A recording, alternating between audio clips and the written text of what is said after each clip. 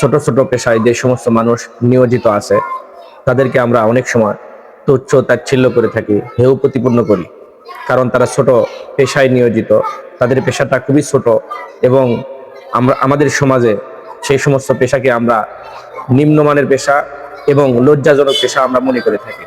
এই জন্য তাদেরকে আমরা হেয় প্রতিপন্ন করি, তুচ্ছ তাচ্ছিল্য করি। কিন্তু তাদের সম্পর্কে রাসূল করিম সাল্লাল্লাহু আলাইহি ওয়াসাল্লাম বলেছেন, তোমাদের মধ্যে সর্বোত্তম সেই ব্যক্তি যে নিজ হাতে উপার্জন করে খায়, অর্থাৎ যারা নিজ হাতে পরিশ্রম করে খায় তারাই হচ্ছে সর্বোত্তম ব্যক্তি।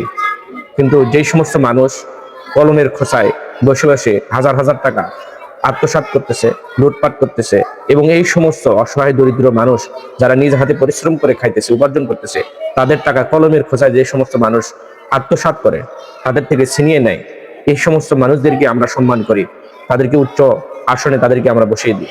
এটা আমাদের জন্য লজ্জাজনক।